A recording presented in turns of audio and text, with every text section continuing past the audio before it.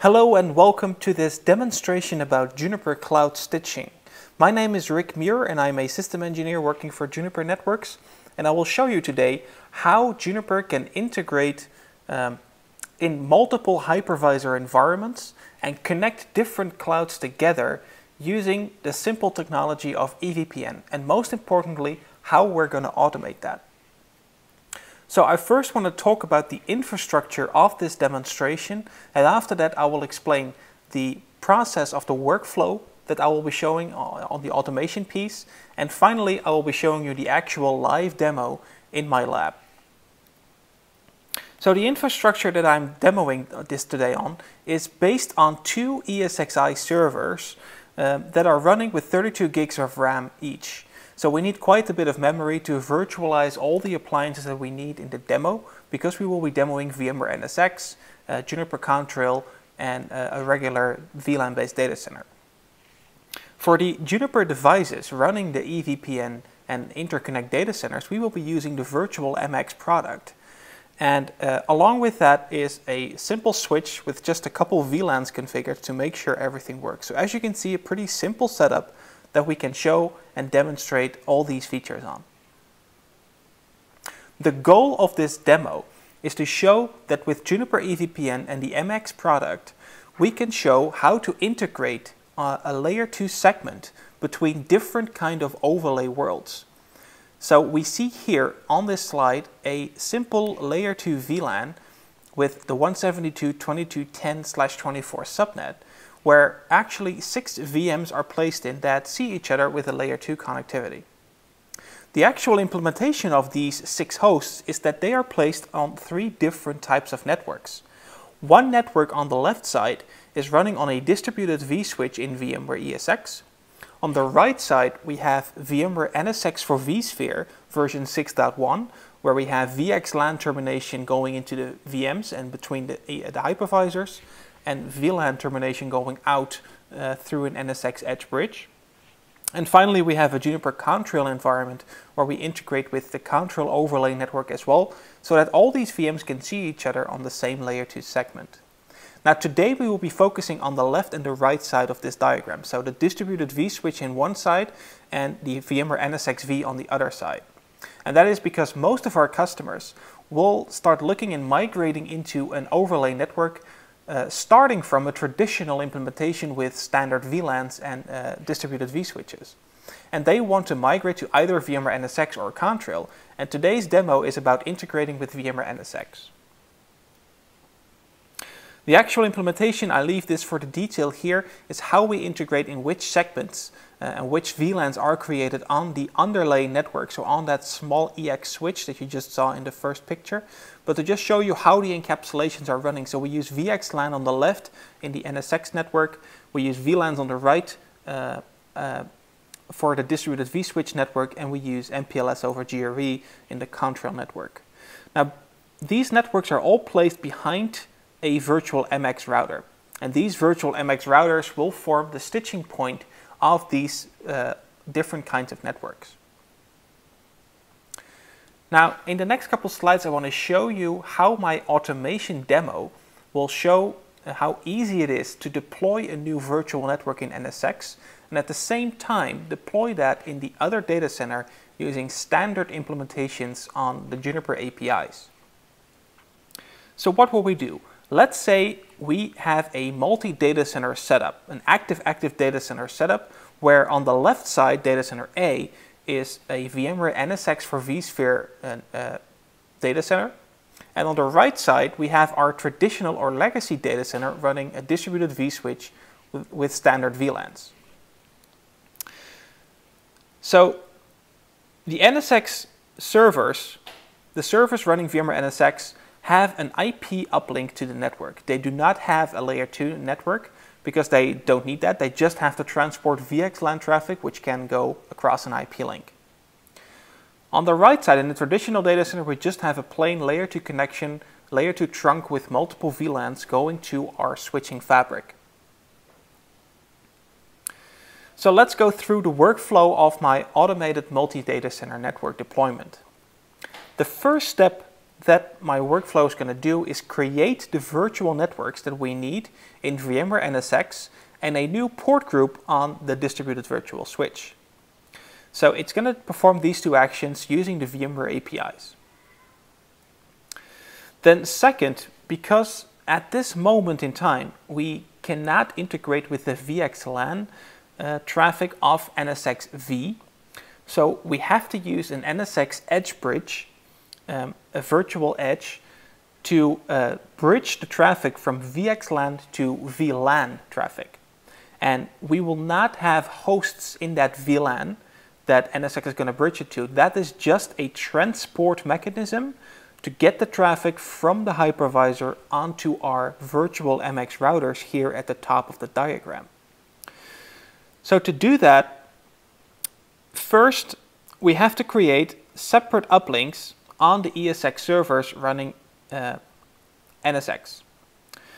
That layer 2 interface with those VLANs that are going to have the bridged traffic from the VXLAN traffic in, those will be transported in another layer 2 tunnel towards our MXs.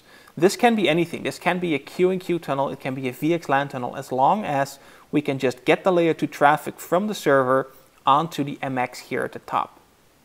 That's the most important goal. You see on the right side, that is done implicitly. Because we just have a layer 2 fabric network here, that VLAN going here between these two servers can also go easily up to these MXs if we just adjust some VLAN trunk links. Here we have a pre-configured VXLAN tunnel so that all layer 2 traffic received from this server will be tunneled to this MX, because we know that that is traffic that has to go out to the EVPN world. And finally, we deploy a bridging configuration in NSX. So we change the distributed logical router of NSX. So we create an additional bridge, and that makes sure that every ESX host in that NSX domain will have a bridging config set up, and that will bridge the traffic if necessary from a VXLAN to a VLAN. So now we have end-to-end connectivity between the hosts, the hypervisors, and the MXs on the edge of the data center. So the final step is that we have to deploy some configuration changes to those MXs to make sure that the EVPN configuration is applied and that the network is stretched between the two data centers. We will use Junos Space for this case. Junos Space offers us a full-featured REST API as a northbound interface while it's talking netconf as a southbound protocol to our Junos devices. But Junos Space has this REST API and another feature called configlets that enables us to use Junos Space as a perfect abstraction layer. What do I mean with abstraction layer? I mean that with Junos Space we can tag devices. With that tagging we can filter in the scripts or the workflows that we call from our orchestration tool. That means that the network management team is still fully in charge of the exact configuration going on the boxes using those configlets or configuration templates.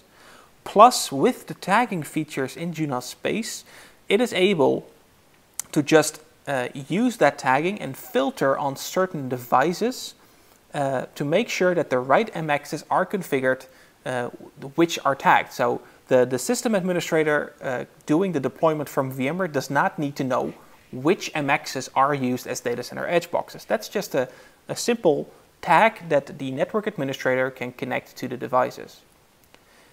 And when we deploy that using those configlets and Junos Space, we will deploy an EVPN network. So what are the automation components or orchestration components that I'm using in this demo? So of course I have vCenter and the NSX Manager that talk to each other using their own APIs. NSX is a fully REST-based API, so even the GUI inside vCenter is using the REST API going to NSX, and vCenter has its own proprietary API. Junos Space is using netconf as a southbound protocol talking to Junos devices. Like I said, we just use Junos Space as an abstraction layer. We could use a direct REST API on our Junos devices, but we don't want to use that because then the network team does not have the full control anymore that we want. Plus, this scales very well. And finally, we have the vRealize automation suite that offers a web portal to users or different departments in your company to make sure that they can order some VMs and new virtual networks that have to be deployed in the network. All this comes together in a tool called vCenter Orchestrator. vCenter Orchestrator, or which is now called vRealize Orchestrator, is a tool that comes when you purchase a license for vCenter. So even you don't need to have the vRealize suite in order to use the orchestrator tool from VMware. That orchestration tool is very easy to use. It offers basically a REST API to any of the components that we are using in this case. So it was very easy to use the standard REST plugin in Orchestrator and just find the right commands in the API in Junos Space to make the right calls and change the right topics there. So this was a very easy integration using vCenter Orchestrator and Junos Space in order to automate a multi-data center network setup, which used to take various components to be changed in the network. At least 5 or 6 components had to be changed, while now it's just a single click in the GUI to just roll out a new network and have end-to-end connectivity right away for your system admins to use and connect VMs to. So now let's go into detail and let's start looking at the demo. So what we see here is the standard VMware vSphere web client where we can manage our VMs and our virtual networks of VMware NSX, but also call workflows in vCenter Orchestrator. So on the left you can see I have Data Center Virtual 1 and Virtual 2, where Virtual 2 is equipped with a distributed virtual switch and standard port groups on that distributed switch, and Virtual 1 is equipped with VMware NSX V and its associated vSwitch and the right controllers and the Edge VM. Now the Edge VM is running on both of the ESX hosts in this cluster. So it's a distributed switch where the VXLAN traffic is being bridged to VLAN traffic. So to enable the orchestration and to create a multi-data center network, before going into the technical details, I'll just show you how it looks from a user standpoint. I just right-click the data center, and in this orchestrator context menu, I have a new option called Create Multi-Data Center Network. This is just something I created in VMware vCenter Orchestrator and just enabled that to be available in the context menu. As soon as I click that, it will start running the workflow. The workflow requires a number of parameters and variables to be filled in. Most of them are static, so that's the distributed switch name, the configlet ID, the Junos Space IP address, the NSX IP address, all that information, all that static information is filled in already. And I just have to create here from a user what in Data Center 1 is the VLAN number to use to bridge between the MX and the NSX servers. And in Data Center 2, what is the VLAN number used in the infrastructure to host these VMs? So in my example, I do not have any VLAN pools created. That's only available if you use vRealize or another orchestration tool. I'll just type them in manually, let's say 17 and 18, and I click Finish. That will start running the workflow here on the right. And if I check in the older client, you can see that it's already performing various steps, like creating a distributed port group on the NSX vSwitch and on the distributed vSwitch in Data Center 2, creating some port groups there. And that is the work that's done in VMware. And if I go to my Junos Space GUI and watch here in my job management overview, I can see in a few seconds that the configlets are being applied to the correct MXs based on the tagging that they got. Again, from the GUI in VMware, I don't see anything. I just see a progress bar waiting for all the actions to be finished. So if I just wait a few more seconds when these configlets are applied, and they are successfully, I can see in vCenter that the workflow has been finished and my network is created. Now, what did this do underneath the water? So what did this do after it's been finished? What actions did it take? So first of all, it created an NSX virtual network. So if I go into the NSX administration page here, go into my logical switch, which is the new name for port groups, I see that the network 1017 has just been created. Remember, I used VLAN 17 and 18 as a bridging setup. That 17 is a number I use as a description in the network name. I could also have the network name being a variable to just have to give it your own name. But in this case, I just use an automatically created name, which is 17. If I go into the edge configuration, I double click here on the edge, go into the bridging tab, I see that I am also bridging that network 1017 to a certain distributed port group called DC1-1017. If I go look up this port group on the networking tab for DVS NSX, I see that DC1-1017 here with a VLAN ID of 17. The other port group is called DC2-1017 with a VLAN ID of 18. So I also need to do some VLAN rewriting because traffic on data center 1 is going to come in tagged with VLAN 17. And in data center 2, I expect the traffic going out with VLAN tag 18. This is a pretty common setup with most customers, that they have to use different VLAN numbers because a lot of them are already used, and it's very difficult to find a clear pool of VLAN numbers that's free in both data centers. So our MX offers VLAN translation, so we'll just use that. And now this 17 and 18 VLAN network has to be connected together using our MXs. So if I go to the CLI of my virtual MXs, MX2 is the one in data center 1 and MX3 is the one in data center 2. Now you can see here that I have interface configuration already shown, which is the previous one, existing one, not the new one. And I have the EVPN configuration, which is just the VRF configuration basically. Here you can see that I have a couple of virtual networks already configured. But what if I enter this command again? You can see that now this extra rule and this VLAN ID has been added to the configuration.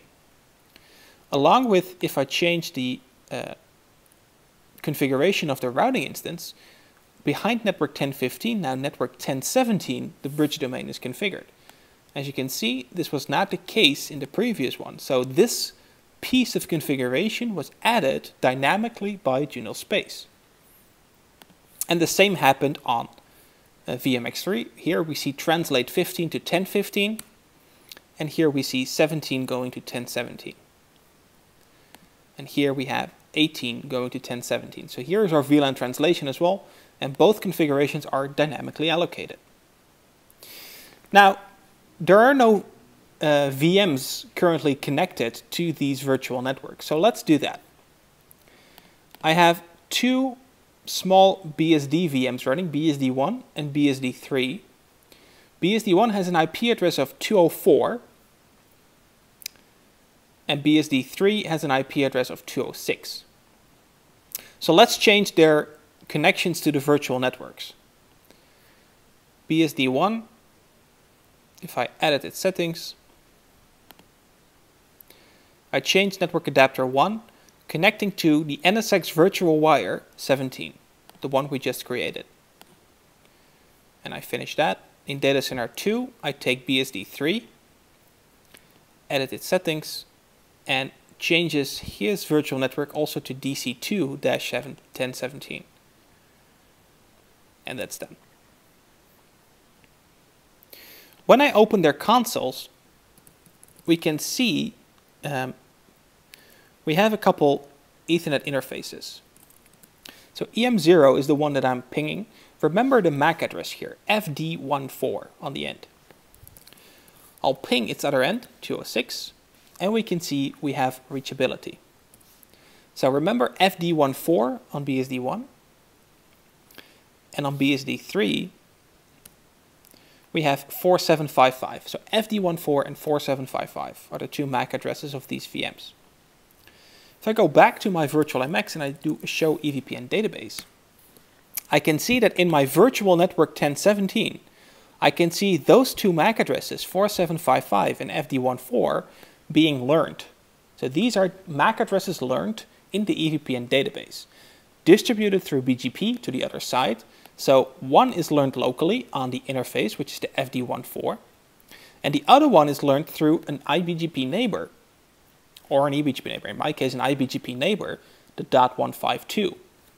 So I also have a route for this in the EVPN routing table, where I can see the exact IP address here, and here this is the local one, but I also have the other one learned through the neighbor,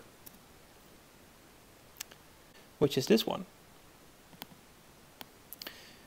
So I see the BGP routes being distributed and being received, and I have end-to-end connectivity between the two different VMs.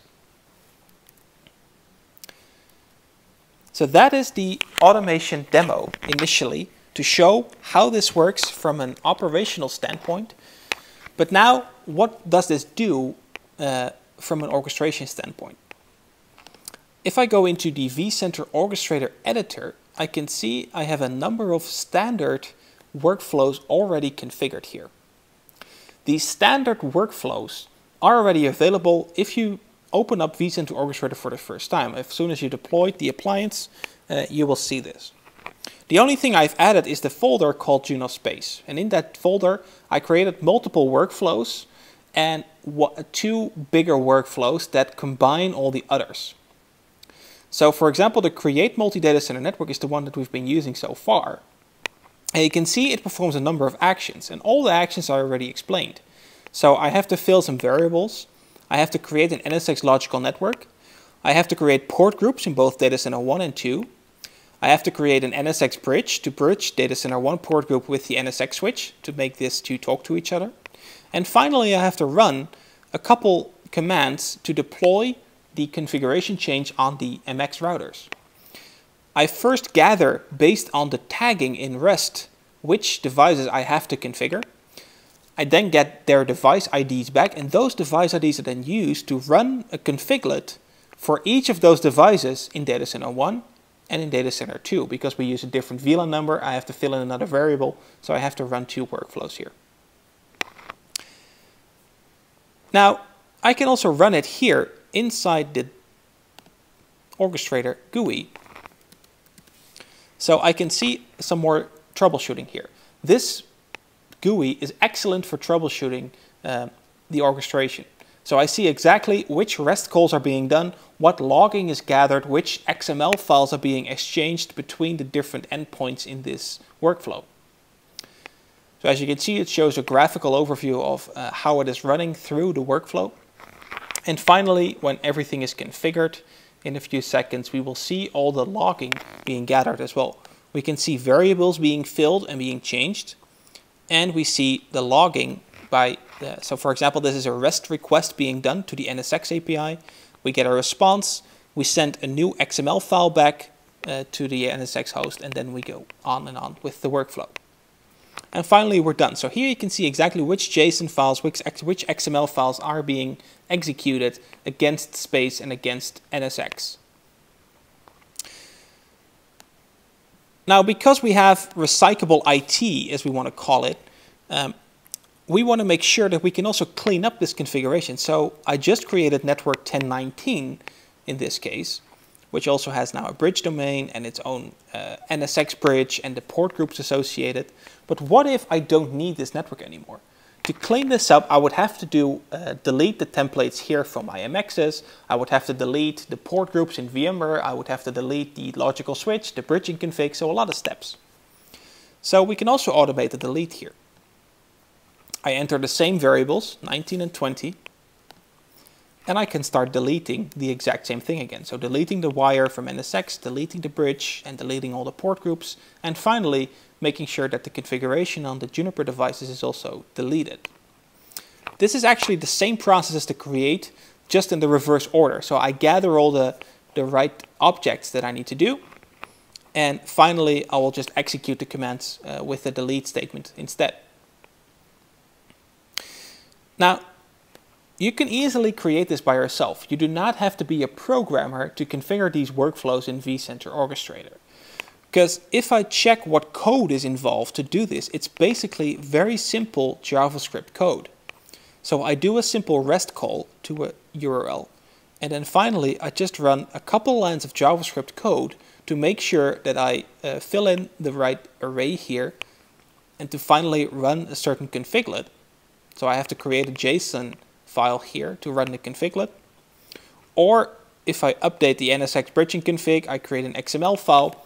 These are just extremely simple JavaScript lines that are using standard objects already available in Orchestrator, and I'm just using them to create the right NSX file or the right JSON file to put into the REST call. Now, as I said, the delete workflow has been finished, and you can see it removed the bridging domain, it removed the VLAN translation rule, and we're clean. Now, as I said, the Junos Space has a perfect API for REST. If you have a REST browser on your PC, or using a plugin in Chrome, for example, and I type in the IP address of Junos Space, I can just see what kind of requests I all have available. And I can just browse through it. So for example, to get those devices, I just ask for a list of the devices here, click send, and after it applied the call to Junos Space, it will show me a list of all the devices in Junos Space that are currently in the inventory. But I want to filter, right? I want to filter on those tags. So I want to only see the devices that have applied the Data Center 1 tag. So I want to know which MX routers are in Data Center 1. I click send, and I see just one device with a certain device ID that I have to apply that configlet to. So this is what the workflow is using when it calls the right device to apply the configlet to. And again, the user does not see anything from this. We just click to create a multi-data center network or to delete one. It does not have to know all the code or the different REST calls that are being involved. It just wants to deploy a new network. It clicks here on create a data center network, and we're done. And that is what I wanted to show you today on integration of VMware NSX with the MX routers and our QFX products, along with the EVPN technology enabling the cloud stitching between two different virtual networks that are optimally configured or connected using an EVPN configuration on MX routers, all automated through the vCenter Orchestrator and Junos Space, and make sure that this is a scalable and highly abstracted layer to make sure that you have the best automation available in your data center. So thank you for watching.